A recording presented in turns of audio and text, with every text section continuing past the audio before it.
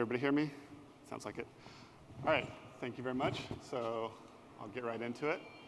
All right, so you guys have probably seen slides like this before. So historically, when people describe machine learning, they usually divide it into three categories: unsupervised, supervised, and reinforcement. And so I think when I started at Capital One, I was probably like some of you in the sense that I was pretty familiar with these two, but did not know very much about reinforcement learning. And I'm hoping this will be sort of a theme in this talk, that I'm not going to try and sell you on reinforcement learning. I'm not going to try and convince you that it's magical or that it can solve all your problems or anything like that. I'd more just like to convince you that it's underappreciated in the data science community. And it is kind of a little bit particular to people who identify as data scientists, I think. I was at ICML last spring, and it seemed like half the talks were on reinforcement learning. This is a huge, huge, huge area of investment in academic research. And I think we just lag behind a little bit, and there's very, very legitimate reasons for that. There is, both of these plots I yanked out of scikit-learn documentation. I'm not able to do that for reinforcement learning. And I think that in and of itself is a big reason why this is the case. It just does not lend itself as easily to simple packages that you can use in an off-the-shelf kind of way. But it's very powerful, so I think we should all be trying to build such packages. Okay, so this is a quote that I borrowed from Sutton and Bartow, which is kind of probably the most popular book on reinforcement learning. So a gazelle calf struggles to its feet minutes after being born. Half an hour later, it's running at 20 miles an hour. So this is kind of like a nice metaphor for reinforcement learning, but it's actually a little bit more than that, because the field was born out of animal behavior and behavioral psychology back in the 50s. And the idea here is, a gazelle does not have in its DNA a recipe for exactly which muscles to contract at which times in order to run. But very quickly, when it's born, through sort of trial and error, it can develop a policy for running, right? And this is actually a reinforcement learning algorithm in the sense that that gazelle is practicing. All right, so some of you may have seen this in the news in the past year. So Google made headlines with its AlphaGo algorithm. So Go is this very old game that is notable because the space of possible games is far larger than the number of atoms in the universe. So it's more complex than chess in a sense. And it's very difficult to design an algorithm that can beat a skilled human player at Go. It was, for a long time, thought not possible. And then, for the first time, the world champion was beat by this algorithm this year. So this is somebody describing that outcome. OK, so I'll get into examples and such in a minute, but let me first just try and define a little bit what I mean by reinforcement learning. So we all know what unsupervised learning is. It's clustering to a large extent. So let's compare supervised learning and reinforcement learning. So when we say supervised learning, we have this image, we imagine a supervisor in the case of which is our training set, essentially. So you can kind of query your supervisor for examples of a similar situation to the one you're in when you want to make a prediction. And then you will base your prediction off of that past experience. So as long as you can supply enough examples to the supervisor that they can sort of give you appropriate advice, you can have a good supervised learning algorithm. Reinforcement learning is what you do when you don't have such a supervisor. So these are some terms that you'll see coming back, but if you think of the algorithm as sort of an agent that's trying to optimize its experience in some sense, it doesn't have any supervisor to talk to, and it needs to kind of, through trial and error, so to speak, learn a policy for how it can optimize its rewards, right? So it has this policy, and it will be continuously updating that as it takes in new information. So this is the same image I showed in the first slide. So let me just make these terms a little bit more concrete.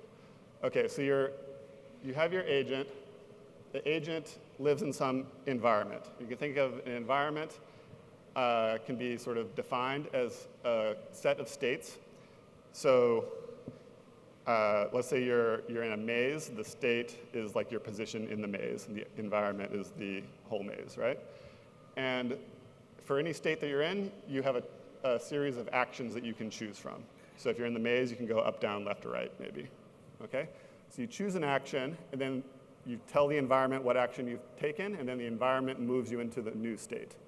So in a maze, it's deterministic, right? But in other cases, it might be, well, we'll see more examples in a second. It might be more stochastic. But as you move to a new state, you might get some reward as well. So that's the other thing that makes this different from supervised learning, is that this is going to repeat. So it's not the same choice that you're making over and over, like you would in some classification problem or something like that. It might be that you have a whole series of rewards over the course of some process, and you want to optimize the sum of those rewards, right? And a policy is basically a mapping from states to actions, right? So in a given state, if you have, your policy tells you which action you should take. And this is what we ultimately want to learn the best policy in order to maximize our rewards. Okay? Does that make sense? So let's go through a few examples. We don't have to go through all these in detail, but I just wanted to sort of list a number of different scenarios and what these terms would be in that case. So we already talked about mazes. So robots are kind of an easy to visualize example, and a lot of the research in reinforcement learning comes out of robotics. So you can think of a robot arm. Its state is the position of its joints, and the actions are the torques it can apply to those joints. And then whatever task it's trying to do gives rewards, right? But a lot of us are coming from a business context, so I work at a credit card company. If your environment is all of your customers who are in default, and you have a set of actions you can take to try and collect money from them, and each one of those actions may cost something, but you might get a reward when you do collect, then you can try and talk about a strategy for doing this. Okay, marketing, we're going to talk about more too. If any of you have used multi-arm bandits before, if not, I'll define what that means, but that can be thought of as a special case of reinforcement learning. And okay, call center optimization, website designer. Okay, you get the idea. So here's some, let's talk a little, I borrowed this list from Schulman and Abil. Part of the reason for doing this is just to give a shout out to these guys. So there's the course website for this course at Berkeley has a lot of materials. If you guys are looking for more, I recommend this. And this is from one of their slides. So in a business context, reinforcement learning has been used for inventory management. So this is, again, an example where you have a sequence of decisions that kind of influence each other. So you don't have a simple classification model that can handle this. It's sort of like it's a game that you're playing in a sense. Resource allocation in call centers, shipping considerations, routing shipping fleets. In finance, you'll see reinforcement coming up a lot in anything that sort of sounds like a game, which kind of makes sense, right? So we're talking about finding optimal policies or optimal strategies. So it's not surprising that you see this coming up a lot in finance. So each of these examples is probably, I didn't mean to put the medicine. Yeah, so optimizing click-through rates, choosing ads to show to users. If you're making just a single decision each time, that's a multi-arm bandit problem. If you are worried about things like ad fatigue and you want to come up with a strategy for multiple ads to show, that's a general reinforcement learning problem. And the last one is medicine. So this is, I'll save that. We'll come back to that. Okay, so here's a little bit more detail of specific instances where this has been applied. So Yahoo Labs published this paper on their algorithm for news article recommendation. Oops, excuse me. So basically, the actions that you're choosing from here is a news article to recommend to a person, and you're trying to optimize the number of times that they click on those articles, right? And they used multi-arm bandit approach. I'll explain what that means in a minute. And they found some good results with that. 12.5% lift in click rate by using this as opposed to conventional A/B testing type approaches. The Google Analytics has this product where, for your own website, if you want to do kind of A/B testing in a multi-arm bandit way, they offer that. And they have some papers explaining exactly how that works. I recommend this. There's a paper on Bayesian, what's it called? Bayesian bandits, I think, by Stephen Scott that has a good overview. Okay, we'll talk a little bit more about this one. So IBM published this paper in 2010. The idea here is, I mentioned credit card debt collections before. This is tax collections, but it's the same idea. So a lot of people owe taxes to New York State, and we want to find the optimal policy for collecting those taxes. So there's actually, you can do more than just ask them to pay. There's a set of interventions that the state of New York can take. And the question is, which interventions do you take at which times, in order to optimize the likelihood of collecting from people? So they tested this, and they expected about $100 million savings over 3 years. I have not seen what actually happened. This was published in 2010, but I think in their back testing, this was their conclusion. So let's look at an idealized example of this. So imagine instead of a whole set of actions you can take, you just have one action. So you have a population of people who all owe you $40. And we model this as each person will pay if you ask them theta times, but we don't know what the distribution of theta is, okay? So for a given individual, you don't know how many times you're going to have to ask them. So the state is defined by how many times you've asked them already, right? And in each state, you have two actions to choose from. You can either try to collect, or you can just give up and write this one off, right? And then imagine that each time you try to collect, you get a negative reward of $1, because you have to pay your collections agent to go out there and do that, right? But if they pay up, you get $40, okay? So you want to optimize the expected rewards for your policy, okay? But as I said, we don't know theta a priori. So let's simulate this. Let's simulate this and imagine that the distribution of theta actually looks like this, okay? So it's got two peaks, one around 20 and one around 80. So I think what a lot of people would do when they approach this problem is they would just say, well, our break-even point is 40, so we'll try 40 times and then we'll stop, right? And that's our policy. It turns out that is not the optimal policy in this situation. So this plot here shows you the expected future rewards as a function of state. So as a function of number of times you've expected. And what you can see, it goes negative here. I've cut it off at 0. But it's positive until you get to about 25, and then it becomes negative. So what's happening is it's worth trying to collect until you get to a point where you've tried enough that you're confident that they're not in this first group, right? Once you know that, it's going to cost way more to collect than you're going to have to get all the way out to 80, and you will lose money in the process of doing that. So what reinforcement learning can do is you can never even worry about what this distribution is. You can just run your algorithm, and it will find this policy, right, just by getting feedback from the environment. Okay? So that's the idea.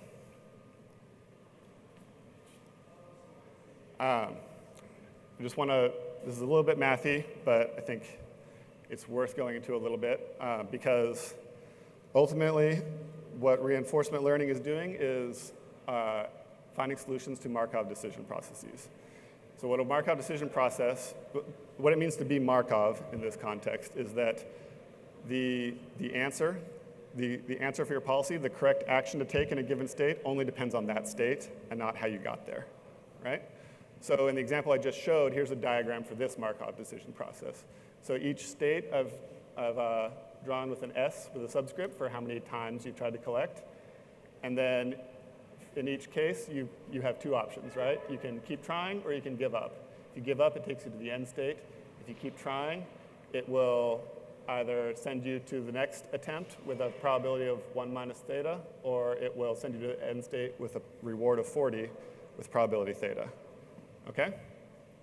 So that's what this diagram looks like, and this is the problem that we're trying to solve. So here's the formal definition of sort of what it means to be Markov, but we don't need to go into that too much. Okay. This is another example I just want to put in because it's kind of fun. So this is described in Sutton and Bartow as well, but we kind of just ran it in IPOF notebook just to test things out. So the game of Blackjack is the Markov decision process. So for those of you who haven't played Blackjack, the idea, well, there's varying versions of it, but basically the idea is you're receiving cards and you want to get as close to 21 as possible as the sum of your cards without going over. So for a given hand that you have, it doesn't really matter what the cards in it are. It doesn't matter what choices you made to get there. It just matters what the sum is. And that is all you need to decide whether you should take another card or not, right? So this is a Markov decision process. This can be solved with a reinforcement learning algorithm. And this is what a policy looks like in this case. So the yellow X's denotes, so this is a state. The state you're in is defined by what the card the dealer is showing and your own hand. And for a given, so each box is a state, and an X means that you should hit. That's the right choice. No X means that you should stay. So this is the answer. And then the red and blue colors are denoting if you follow the optimal policy, if you do what you should, these are the expected rewards that you'll get. Okay? And the reason there's two is because it's a little bit different depending on whether you have an ace or not. Don't worry about that if you haven't played Blackjack before. Those are just sort of details. Okay? This is the last mathematical slide, I think. Well, maybe not. But bear with me. So the equations that kind of describe these Markov decision processes are called the Bellman equations. And let me just explain what this means real quick.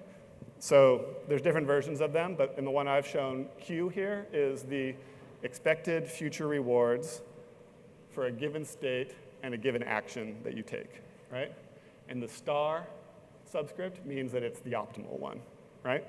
So what this is saying is the optimal, assuming you follow the optimal policy, the expected future rewards for this state and action is the next reward that you'll get times the reward you'll get if you transition to the state S prime, weighted by the probability of that transition, plus all of the future rewards after that. So all I want you to really note from this is that if this is sort of known, and this reward is sort of known, and this is a constant that we choose, called the damping factor, I think, then what all this is just a set of coupled algebraic equations, which in principle you can just solve if you know these transition probabilities. So that method is called the dynamic programming approach. So it's basically, I mean, dynamic programming is much more general than this, but basically it's just efficient ways of solving these complicated sets of equations. In practice, it's rare that you know these transition probabilities. So like I said, we didn't know theta in the collections example, right? It just had to be kind of learned from the environment through the process of doing this. So in practice, there aren't that many interesting problems where you can do this. So one other option is what's called the Monte Carlo approach. And with that, what you do there is basically you just play the game a whole bunch of times and keep track every time you're in a given state and you take a given action, keep track of what happens, and then just keep a running average of the rewards you get, and then learn Q star that way. That will converge to the right answer for Q star. It turns out you can do a little bit better in most cases by using what's called Q learning. And this is getting a little bit in the weeds, but Q learning basically doesn't wait until you've played out an entire gain in order to update its estimates for Q star, it can kind of learn from immediate rewards so that it converges a little bit faster. So this was probably the state of the art as of a couple years ago, and I think it's still widely used. There's another kind of new kid on the block, which is what's called policy gradient approaches. So 1, 2, and 3 are all based on learning what's called these value functions, Q. This is kind of a totally different approach where instead I'll have another slide on this later, but basically instead of trying to learn Q exactly, you just try and have a model for the policy. In other words, a model for which is the best action to take, and then you iteratively improve the parameters of that model. And usually that's done. It's often, when we talk about deep reinforcement learning, that model is usually a deep neural net, and the parameters of your policy are then the coefficients in your neural net, and you're updating them with some version of gradient descent. All right, so can you press the videos? Okay, so I just want to give a shout out to, this is not my own work, I'm just a fan, but I want to make sure everybody knows about OpenAI. So OpenAI is this nonprofit company that, among other things, maintains this OpenAI Gym, which is a repository of test environments for reinforcement learning. And the idea, I think, basically is like, when you look at the recent advancements in things like deep learning, you can argue that a lot of that was possible by having community data sets that people could compare algorithms on, right? And OpenAI is trying to do something similar. So these are some fun environments. Cart poll is just trying to, so basically you can move this cart back and forth and trying to balance a pole on its end. This is a guy who's trying to walk across this terrain, so you get rewards based on how fast you can move. And this is a like simulated physics environment where you're trying to get this spider to move as fast as possible. This one's not a movie, but this is a snapshot from the game of Go, a simulation of that. So basically what OpenAI does is it has a whole bunch of fun things like this. As you can probably tell, they have a strong bias towards robotics applications. Like I said, a lot of the research is from that area. But they're just, basically it's a standard interface where anybody can, if you write one reinforcement learning algorithm, you can kind of, in principle, run it on all of these environments, and you can people can compare results on them. So it's a really, really cool place to start if you want to learn more about this and you want to get involved. And I put this slide in just to convince you that this isn't some random GitHub repo that I found. This is legit. These are the heavy hitters that are supporting OpenAI. It's got a lot of support, and a lot of really cool people from academia have affiliations with OpenAI now and are contributing to it. So that Berkeley course that I showed at the beginning with Peter Abil and John Schulman, they both are working at OpenAI now. Ooh, all right. I better hustle. Okay. I want to talk about multi-arm bandits because I think I heard them mentioned a few times yesterday. I think a lot of people are familiar with them. It's sort of a semantic question whether you consider this reinforcement learning or not. I would call it reinforcement learning with one state. So basically, instead of going through a sequence of decisions, you just make one decision. But basically, the idea is if you're an octopus with an array of slot machines that you're playing, and they all pay out at rates which you don't know, how do you prioritize which arms to pull so that you can learn their value, but also profit from it at the same time? So this is it's kind of like boils down to the core of what reinforcement learning is about, in the sense that you have this exploration versus exploitation trade-off that is a result of not having a supervisor, right? You have to collect your own data in order to develop your own policy. And this is most commonly applied in ad tech, I would say. So instead of being an octopus at a slot machine, you can be an advertiser with a set of ads that you can show to a customer, and you want to maximize the chance that they click on that ad, right? I've said most of this already. I think the main thing I just want to stress here is that needing to balance testing and exploitation, it is often framed in advertising context, but it can be much more general than that. Like, real life is not all Kaggle competitions. Often you don't have data for the market that you want to move into, and you do need to think carefully about how to test efficiently. And this can help you do that.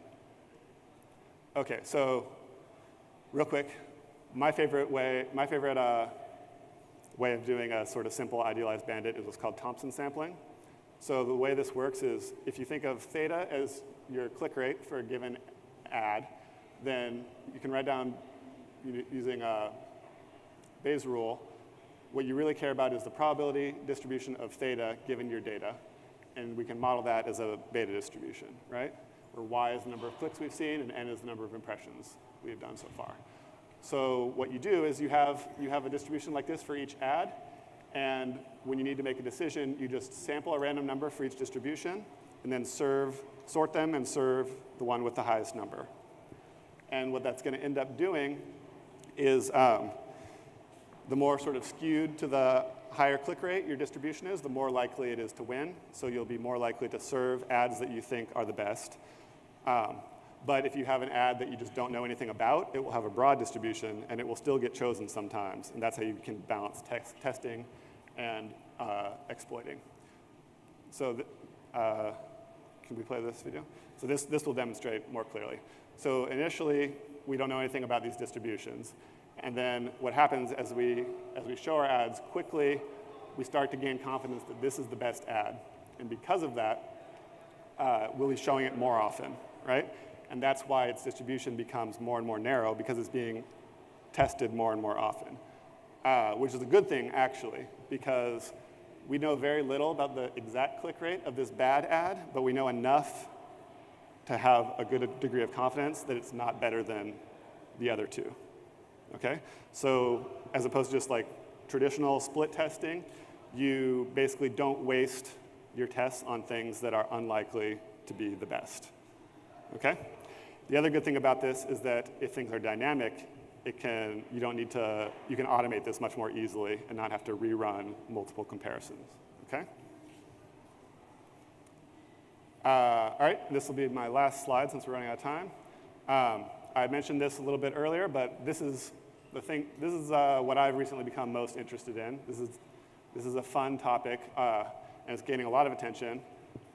Deep reinforcement learning. So as I said before, these policy gradient methods are really exciting, and a lot of the algorithms you'll see on OpenAI are using these techniques. So this is a challenge where this simulated person is trying to stand up as quickly as possible, and it's trying to learn a policy for doing that. So I just kind of like watching it. But you can see it's kind of funny because it's not a real human. It learns strange policies. It kind of likes to spread its legs out and then sweep them together to stand up. But anyway, so what this is doing is, if pi is your policy, so basically this is some function that will output a score for each action given the state you're in and a set of model parameters, theta, right? And our goal is to find theta that maximizes your expected rewards given your policy, okay? Expected total rewards given your policy, that's our challenge. So basically what it turns out to be the case is if you choose a sensible parameterized policy where you can compute gradients of this expectation, then you can efficiently, using gradient descent, find that maximum. And what is often done is this policy is a neural net, and these parameters theta are the weights in that neural net, okay? And so that's what's going on here. Okay, and I guess one more shout out. Again, I don't have any affiliation with these guys. I just think this is a really good resource, so I recommend checking that out.